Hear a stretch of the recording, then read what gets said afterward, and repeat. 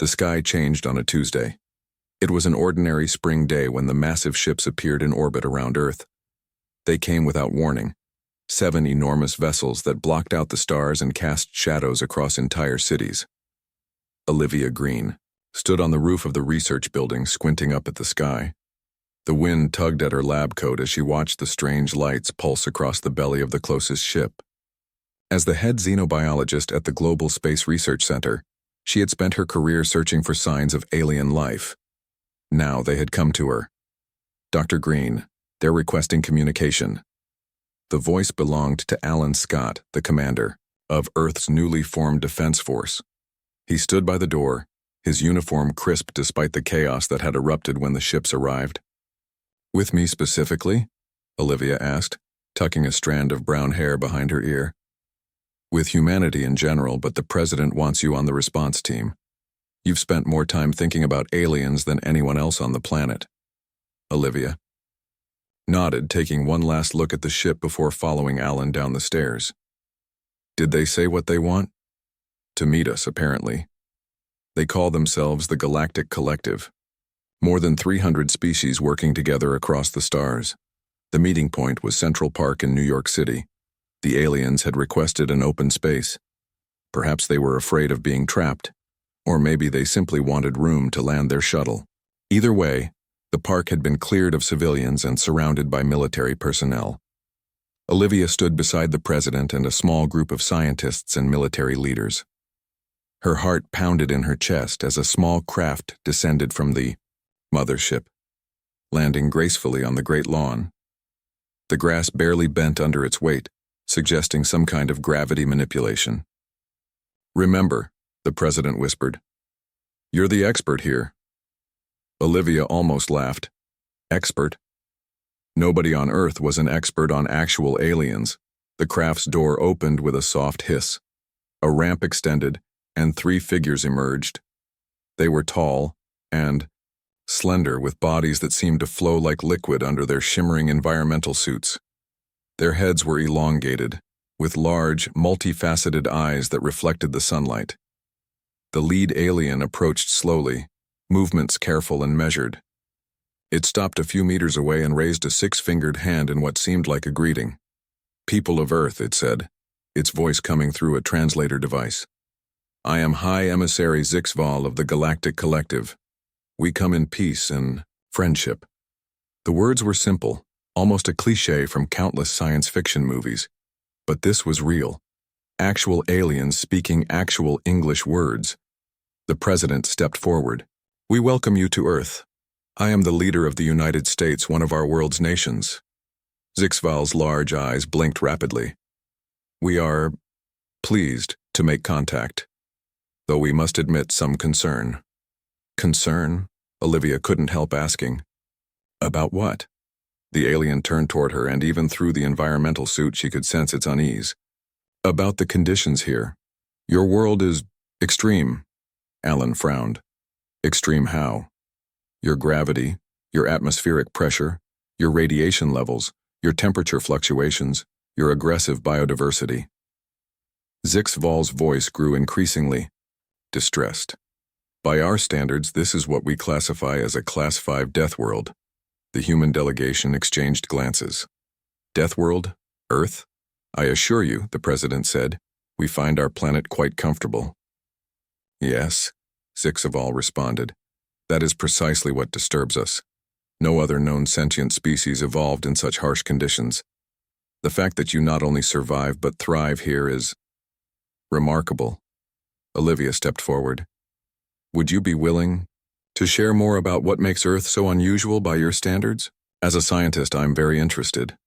The alien seemed to study her for a moment. Your gravity is 1.3 times the collective average. Your atmospheric pressure is 1.6 times higher than what most species consider comfortable. Your planet's radiation levels from your sun would cause cellular damage to many species. Your temperature range spans nearly 150 degrees on your Celsius scale, and you have millions of microbial and insect species that would be considered deadly pathogens elsewhere. Olivia blinked. But those are just normal conditions for us. Precisely, Zixval said. That is why we approach with caution. Your species has evolved to withstand conditions that would kill most sentient beings in the galaxy. This makes you potentially dangerous, but also potentially valuable allies. In the days that followed, more delegates from the collective arrived. They established a base camp in the Nevada desert, where they could control the environment inside their structures. They wore their protective suits whenever they had to venture outside, treating Earth's natural environment like it was toxic waste. Olivia became their primary contact, along with Alan, who the aliens seemed to respect for his military bearing. They wanted to learn everything about humans, how we lived, how we ate, how we built our cities and survived our climate. 1 week after first contact, Olivia invited Zixval to observe everyday human activities. They watched children playing in a park, construction workers building a skyscraper, and athletes competing in an obstacle course race. These small ones, Zixval said, pointing at the children climbing on playground equipment. They deliberately hang upside down in your heavy gravity for entertainment. Kids like to test their limits, Olivia explained. It's how they grow stronger. The alien made a sound that the translator didn't catch. And those? It pointed at the construction site. They're building a new apartment complex. Without exoskeletons or gravity assists, simply lifting those materials with their biological limbs? Olivia nodded. That's normal construction work. Some of them will do that for 8 to 10 hours today. Zixval's body seemed to shudder inside its environmental suit. And those? It gestured toward the obstacle course, where mud-covered athletes were crawling under barbed wire and climbing over walls. That's a race, Alan explained. They do it for fun, to challenge themselves. Fun, the alien repeated, as if the word was unfamiliar. Your species finds physical hardship entertaining? Some of us do, Olivia said with a smile. Others prefer quieter activities. Zixval was silent for a long moment, watching the humans going about their lives. Finally, it turned to Olivia. How can your species survive, let alone thrive, in such conditions? Olivia shrugged. This is all we've ever known. As they walked back to the car, Zixval stopped suddenly. A small bird had landed on the sidewalk, in front of them. Another life form, the alien said, its voice tinged with something like wonder. Your world has so many, all competing, all surviving together. That's just a sparrow, Alan said. They're everywhere. Everywhere, Zixval repeated. Yes, life is everywhere on this world, fighting, adapting, evolving, and from this crucible your species emerged. The alien turned to face them. The collective has much to learn from the people of the death world, and perhaps much to fear as well. We come in peace, Olivia said, echoing the alien's first words. Yes, Zixval replied, but you come from war, from struggle, from survival against all odds. That makes you unlike any species we have ever encountered. As they drove back to the base, Olivia looked out at the world she had always known. The trees swaying in the breeze, the insects buzzing around a flowering bush, the people walking down the street.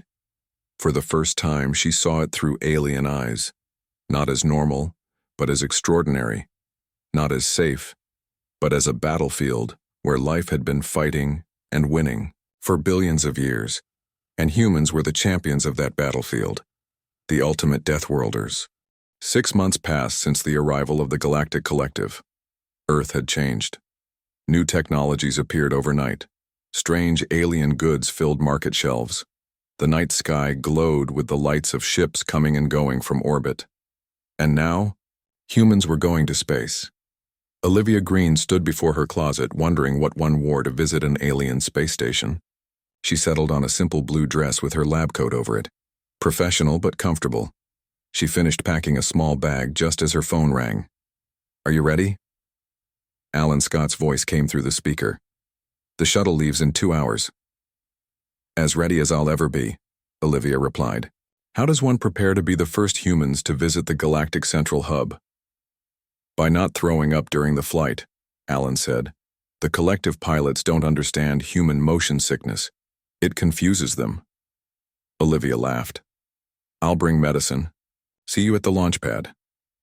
The human delegation consisted of just 4 people: Olivia, Alan, a diplomat named Sam Rivera, and an engineer named Kate Murphy. They were chosen not just for their skills but for their adaptability. The central hub was not designed for humans. The journey took 3 days in the alien shuttle. When they finally arrived, Olivia pressed her face to the viewport and gasped. The central hub was massive, a spinning wheel of metal and light orbiting a distant neutron star. Hundreds of ships moved around it like bees around a hive. It's beautiful, Kate whispered beside her. And terrifying, Sam added. Look at the size of it. The shuttle docked smoothly. A voice came over the speakers, speaking perfect English. Welcome to Central Hub. Please prepare for adaptation period. Hub conditions differ from Earth standard. The 4 humans looked at each other. They had been warned about this. The hub was maintained at conditions comfortable for most species in the collective. For humans, it would be like high altitude with reduced gravity. Just take it slow, Alan advised as the airlock door opened. Stepping onto the hub was like stepping into a dream. Olivia felt light, as if she might float away. Each step carried her farther than expected. The air felt thin, like breathing at the top of a mountain. Fascinating, she mumbled, already taking mental notes. A group of aliens waited. For them, different species standing together, all wearing translation devices. The leader stepped forward. It was shorter than the others, with green skin that seemed to shimmer under the lights. Welcome, humans, it said. I am Elder Myrtol, council speaker. We are honored by your presence. Sam stepped forward, slightly wobbling in the low gravity. The honor is ours. We bring greetings from Earth. Over the next few days, the humans adjusted to hub conditions. While most species needed weeks to adapt to new environments, the humans were functioning normally after just 72 hours. The aliens watched in amazement as the visitors from Earth quickly learned to move gracefully in the low gravity and breathe easily in the thin air. Your adaptability is remarkable, an alien scientist told Olivia as they toured the hub's research facilities. Most species would require breathing assistance for months. We evolved in an environment where conditions change rapidly, Olivia explained. Our bodies are designed to adjust. On the 5th day, the formal introduction to the collective council was scheduled. The 4 humans dressed in their best clothes and followed Elder Myrtol through the grand hallways of the hub's central dome. Aliens of all shapes and sizes lined the corridors, watching the Deathworlders pass. The council chamber was enormous, with seating for hundreds of representatives. The humans stood on a platform in the center as Elder Myrtol introduced them to the assembled collective.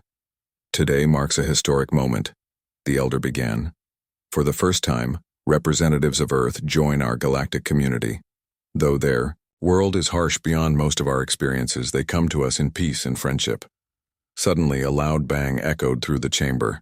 Smoke poured from vents near the ceiling. Aliens began to collapse all around them, their bodies convulsing. Attack! Someone shouted. Purity Ascendant! Alan grabbed Olivia's arm. Terrorist group, he explained quickly. The ambassador warned me about them. They oppose adding new species to the collective. The smoke grew thicker. Aliens were falling everywhere now, gasping and choking. But the humans felt only mild irritation in their throats. The toxin doesn't affect us the same way, Kate realized. It must be calibrated for their biology. Sam turned to Elder Myrtol, who was struggling to breathe. What can we do? How do we help? The elder pointed weakly toward a control panel across the room. Ventilation. Override. Kate immediately sprinted across the chamber, her engineers' mind already working on the problem. Meanwhile, Alan spotted movement near one of the exits. There, he shouted, pointing at 3 figures trying to escape. Without hesitation, he ran after them, surprising everyone with his speed and strength. The terrorists, unused to dealing with humans, were quickly subdued. Olivia and Sam moved among the fallen aliens, checking vital signs and doing what they could to help. Olivia remembered her basic medicine training and adapted it to what she knew of alien physiology. Turn them on their sides, she instructed Sam. Keep their breathing passages clear. Within minutes, Kate had activated the emergency ventilation system, clearing the toxic smoke. Medical teams arrived. amazed to find the humans still standing and already helping the victims.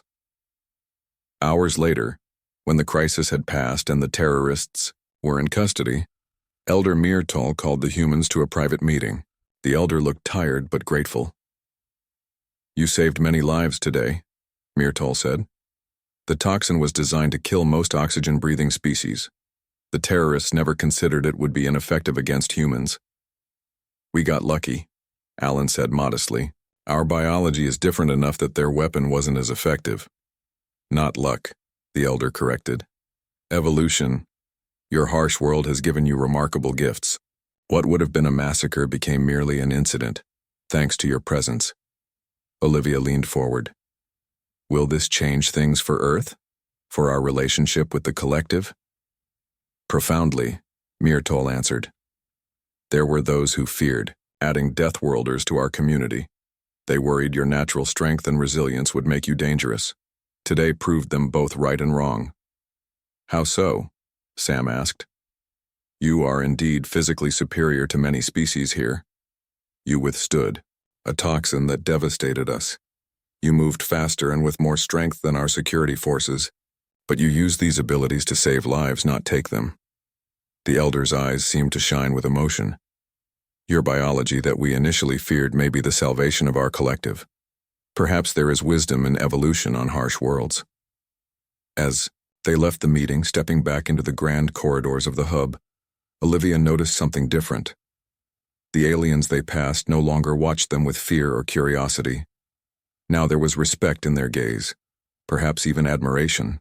"They're looking at us differently," she whispered to Alan. He nodded. "They should. Today they learned something important about humans." "What's that?"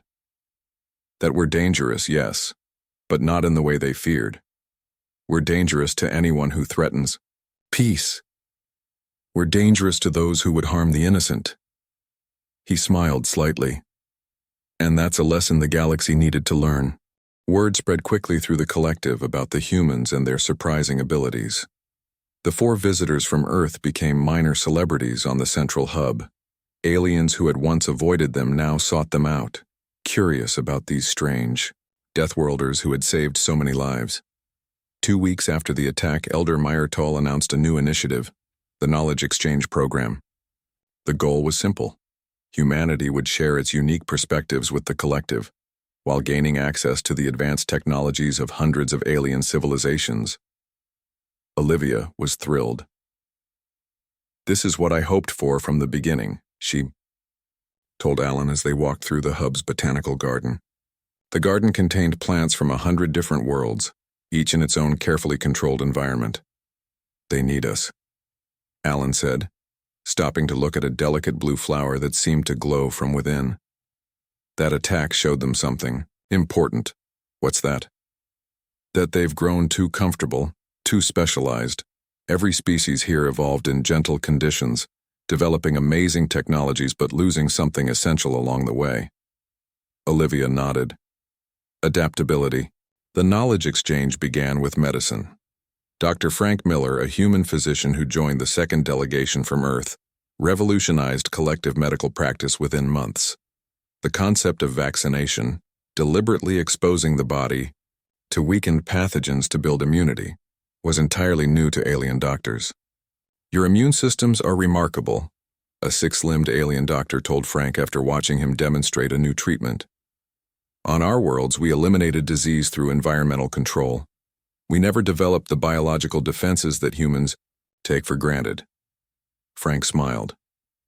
"That's because Earth never gave us a choice. Our world is filled with viruses and bacteria that are constantly evolving. Our bodies had to learn to fight back."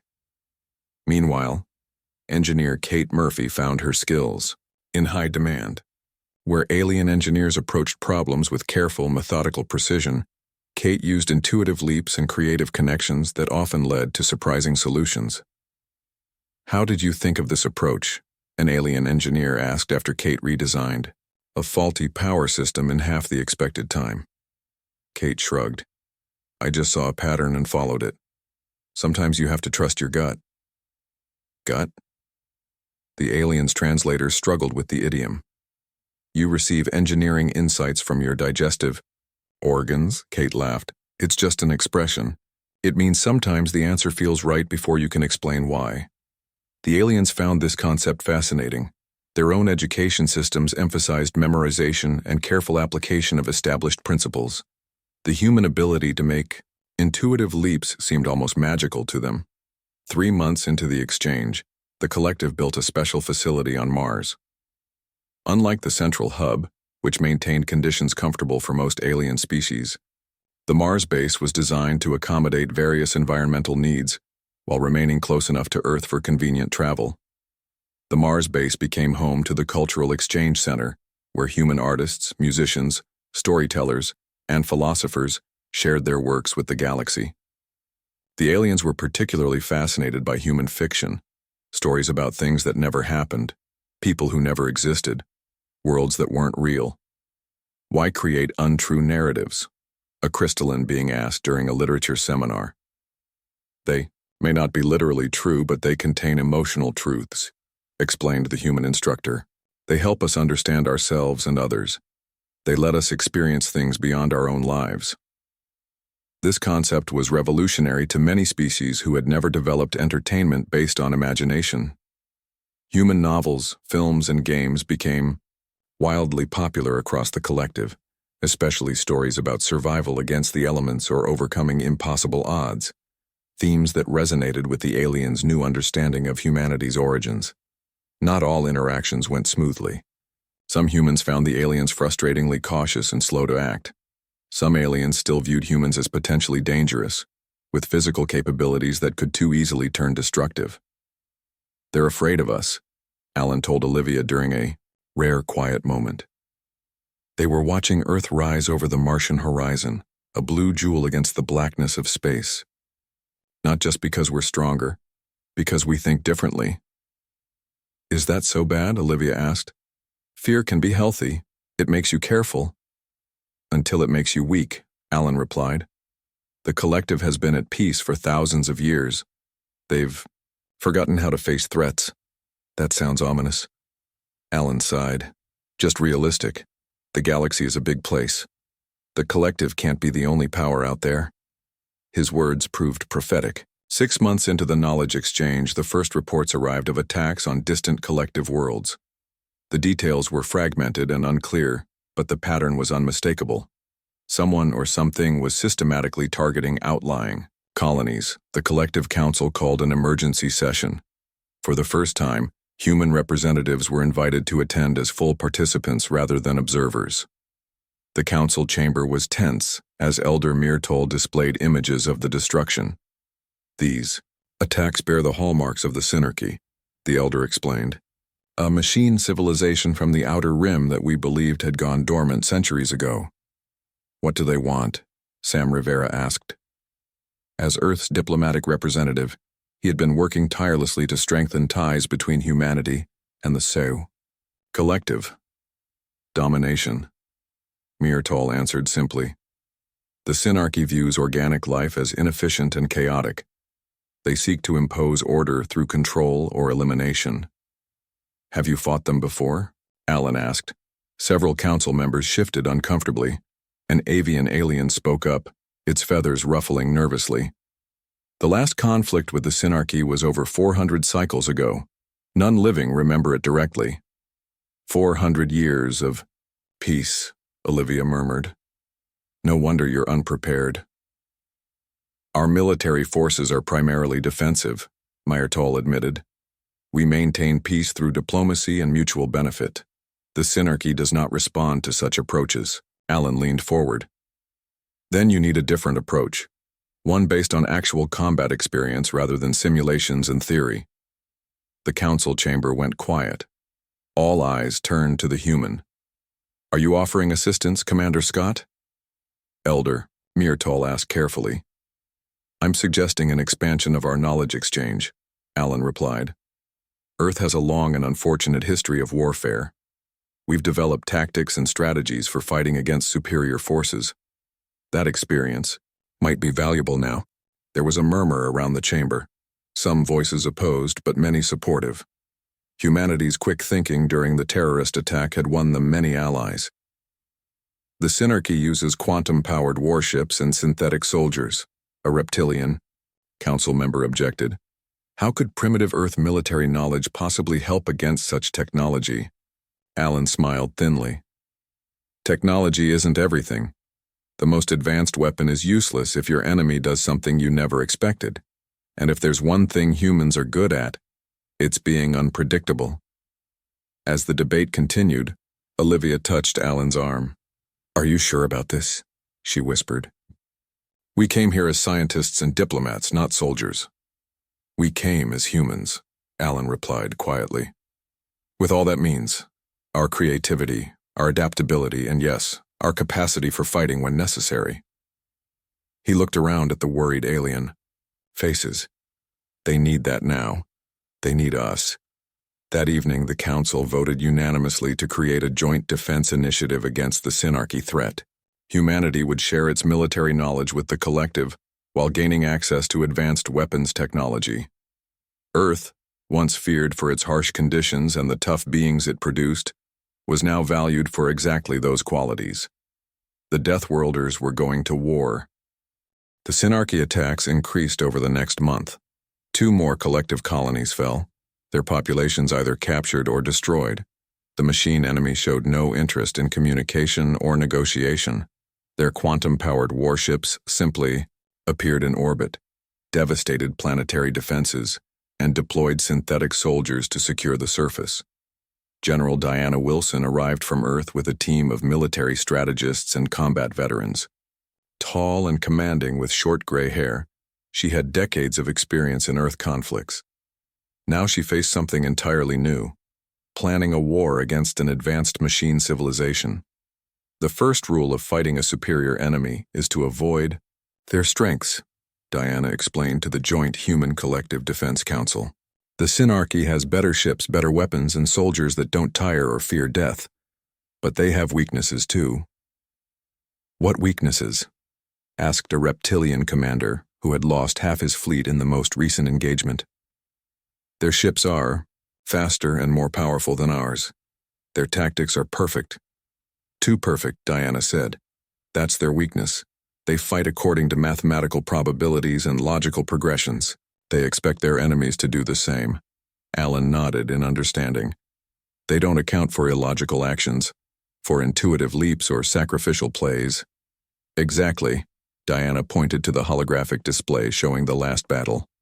The collective fleet formed perfect defensive formations, textbook responses to the Synarchy attacks. That made your movements predictable. We followed established military doctrine, the reptilian commander said stiffly. And that's why you lost, Diana replied, not unkindly. The Synarchy has studied your doctrines. They've calculated every response. To win, we need to be unpredictable. We need to be human. Over the following weeks, Diana and her team worked with collective military leaders to develop new strategies. They introduced concepts that seemed foolish to many alien commanders: guerrilla tactics, feigned retreats, sacrificial plays, and psychological warfare against an enemy that supposedly had no psychology. Machines still have programming, Diana explained when questioned. They have expectations and patterns they look for. We can use that. While the strategists planned, volunteers from Earth began training alongside collective soldiers. Humans were naturally stronger and more durable than most alien species, with faster reflexes and greater endurance. What they lacked in technical knowledge, they made up for in adaptability and creativity. Lieutenant Paul Garcia led a special mixed unit of humans and aliens from worlds with harsher conditions. They trained for high-risk missions behind enemy lines. Paul was younger than most of the other Earth officers, but he had a gift for bringing diverse teams together. We don't all breathe the same air or see the same wavelengths of light, he told his troops during training. But we all know what it means to face long odds and keep fighting. That's what Deathworlders do. The first test of the new strategies came at Proxima Colony, a small mining outpost that sat at a strategic junction of travel routes. Intelligence suggested it would be the next Synarchy target. Instead of forming a defensive wall around the colony, Diana positioned the bulk of the fleet in nearby nebulas and asteroid fields. Only a small force remained visible, appearing vulnerable and undermanned. When the Synarchy warships appeared, they moved directly to engage what they perceived as easy prey. That's when Diana sprung the trap. Ships burst from hiding places, attacking from multiple directions in seemingly chaotic patterns. Aboard the command vessel, Alan watched the battle unfold. "They're confused," he said, pointing to the Synarchy ship's movements. "Their formations are breaking up." "Because we're not following any pattern they can predict," Diana replied with grim satisfaction. "Every ship captain is making independent decisions based on the situation, not following a preset plan." The battle ended with the first significant victory against the Synarchy. 3 enemy ships destroyed, 2 damaged and retreating, with relatively light collective losses. It wasn't a decisive win, but it proved Diana's approach could work. In the weeks that followed, more victories came. The collective began reclaiming lost territory. Humanity's military experience, born of countless Earth conflicts, proved invaluable against an enemy that had never faced truly unpredictable opponents. But the Synarchy was adapting. Each engagement became harder as the machine intelligence analyzed and adjusted to human tactics. The turning point came when a small human-led team managed to board a damaged Synarchy vessel before it self-destructed. Lieutenant Paul Garcia led the boarding party. They fought through mechanical defenders, pushing deeper into the alien ship until they reached what appeared to be a central control node. With seconds to spare before the ship's power core overloaded, they extracted a strange crystalline device and escaped. Collective scientists were amazed by the captured technology. "This contains part of the Synarchy's distributed intelligence," a multi-limbed researcher explained during the debriefing. "A node that helps coordinate their fleet actions." "Can we use it against them?" Diana asked. "Perhaps." The scientist's appendages waved with excitement. "It contains tactical algorithms and communication protocols. With this, we might predict their movements or even disrupt their coordination." The knowledge gained from the captured node led to a bold new strategy. Collective engineers, working alongside human computer specialists, developed a way to briefly interfere with the Synarchy's network communication. The effect would be temporary, but in battle, even moments of confusion could be decisive. The plan called for a major confrontation at the Rigel Corridor, a strategic wormhole nexus that would give the winner control over a large section of collective space. The entire available fleet gathered along with newly constructed ships incorporating both collective and human design elements. Diana briefed the fleet commanders one final time before battle. "Remember, we're not just fighting with weapons, we're fighting with chaos and unpredictability. The Synarchy thinks in patterns. We need to think beyond patterns." The battle began at what humans would call dawn, though in space such terms had little meaning.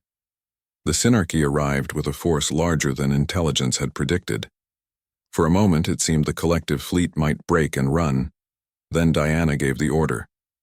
"Implement Operation Wildcard." Across the fleet, ships began executing maneuvers that defied conventional tactics. Some charged directly at the enemy. Others performed complex evasive patterns. Still others deliberately introduced chaos into their formations. To an outside observer, it looked like madness.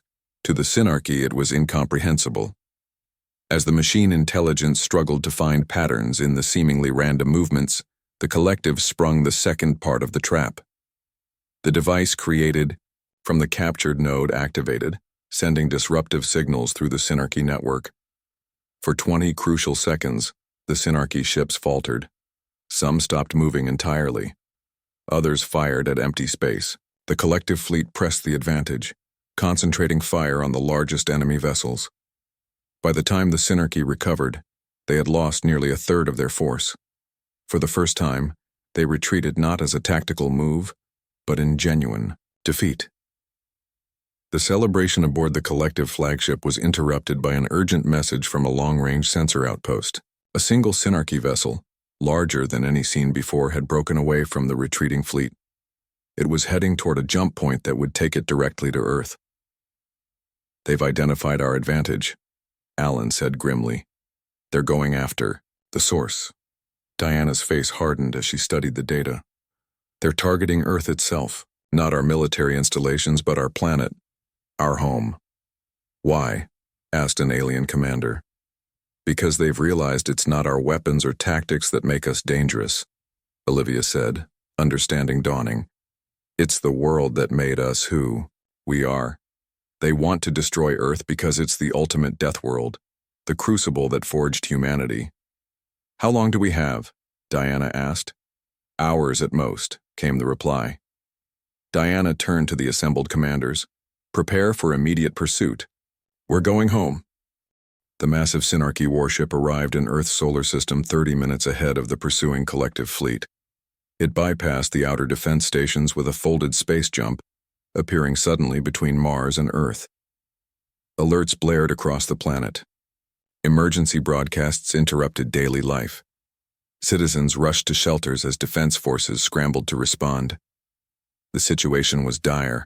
Earth's most powerful weapons were mere toys compared to what the Synarchy vessel carried. Olivia, Alan, Diana and Sam watched from the bridge of the lead collective ship as they emerged from their own jump. Earth hung in the distance, blue and vulnerable against the blackness of space. What are they doing? Olivia asked, studying the readings from the enemy vessel. They're just sitting there.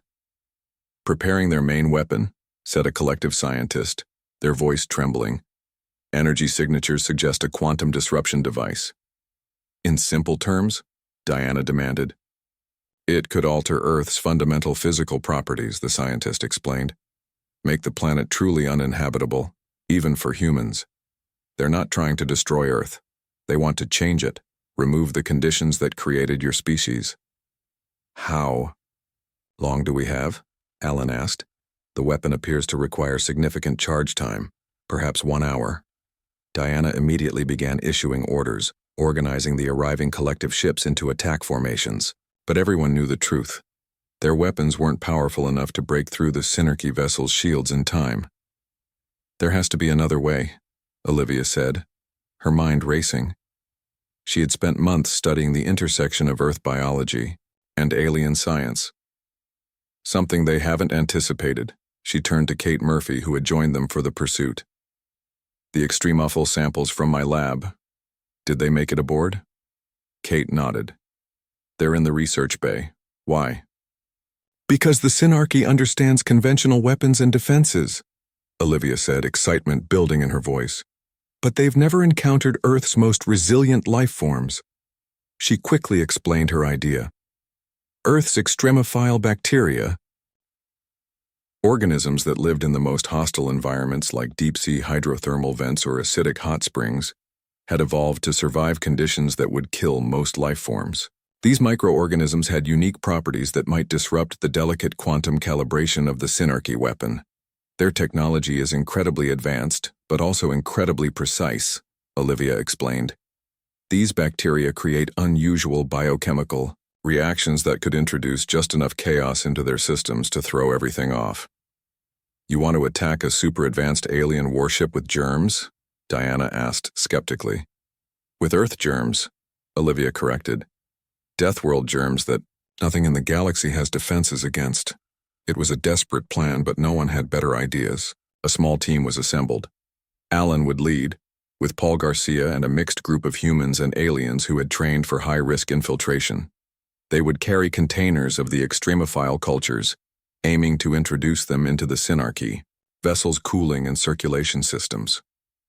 Meanwhile, Kate and a team of engineers would modify a communications array to broadcast a signal designed to temporarily disrupt the Synarchy's network consciousness, similar to what they had done at the Rigel corridor, but at a more powerful level.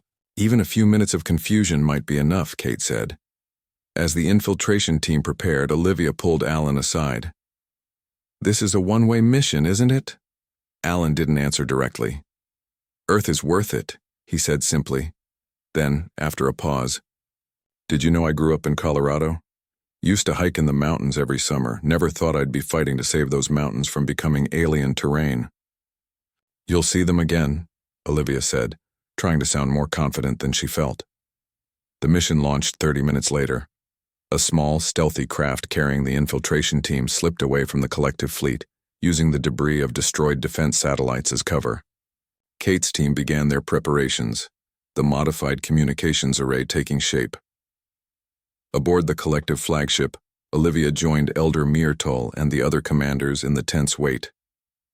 On screens around them, Earth continued its peaceful rotation, unaware how close it was to transformation. "If your world is lost," Myrtle said quietly, "the collective will welcome all surviving humans. You will have a home among the stars." "Thank you," Olivia replied. "But humans need Earth, not just physically, but spiritually. It made us who we are." The infiltration craft managed to land on the Synarchy vessel's outer hull. Using cutting tools, Alan's team created an entry point near what their scan suggested was an external cooling system intake. They moved quickly through the alien corridors, fighting off mechanical defenders. Meanwhile, Kate's team activated their disruption signal. For a few precious minutes, the Synarchy vessel's movements became erratic. Systems flickered throughout. The ship. It was the opening Alan's team needed. They reached a central processing hub, not the main control center, which would be too heavily defended, but a secondary system that regulated internal functions. Following Olivia's instructions, they introduced the extremophile cultures into multiple access points. The effects weren't immediate, but as the minutes passed, alerts began flashing across the Synarchy ship's exterior. Its powerful engines stuttered. The energy building in its main weapon fluctuated wildly. "The bacteria are affecting their systems," Olivia said, watching the readings. "The quantum calibration is destabilizing." On the screens, they could see the Synarchy vessel's outer hull beginning to glow in strange patterns. Energy discharges crackled across its surface. The quantum weapon was malfunctioning, its carefully balanced fields collapsing into chaotic states. "We need to pull back," Diana ordered. "That thing's going to blow." "What about the infiltration team?" Sam asked. No one answered. The collective fleet began retreating to a safe distance. On Earth, defense systems remained at maximum alert. Populations still huddled in shelters. The Synarchy vessel's destruction, when it came, was spectacular, but contained. Rather than an explosion, it seemed to fold in on itself. Quantum fields, collapsing inward before releasing a final burst of energy that quickly dissipated. In the silence that followed, everyone waited for word from the infiltration team. Minutes passed with no signal. Then a weak transmission reached them. "This is Lieutenant Garcia. We found an escape pod, 4 survivors. Request pickup." The celebration aboard the flagship was subdued. They had won, but at great cost. Alan Scott was not among the survivors.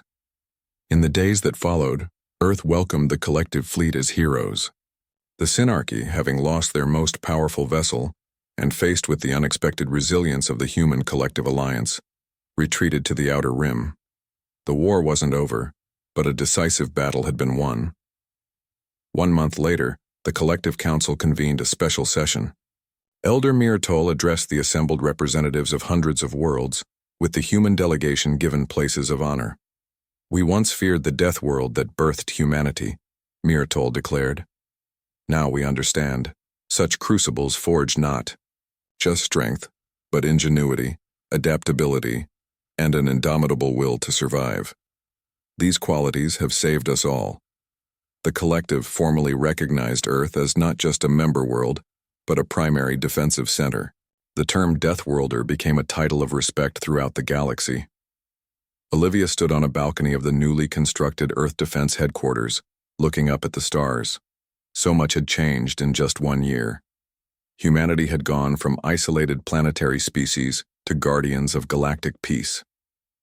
"We never knew we were preparing for this," she said softly to herself. Every hardship, every struggle against our world's challenges, was training for something greater. She thought of Alan, and all those who had sacrificed to protect Earth. They had proved what humans had always known in their hearts, that life could thrive in the harshest conditions, that challenges bred strength, that adversity created opportunity. "The aliens never saw this coming," she whispered to the stars. But maybe that's what makes us human. We always find a way forward, especially when the odds seem impossible. She smiled slightly. Ultimate Deathworlders. I think I like the sound of that.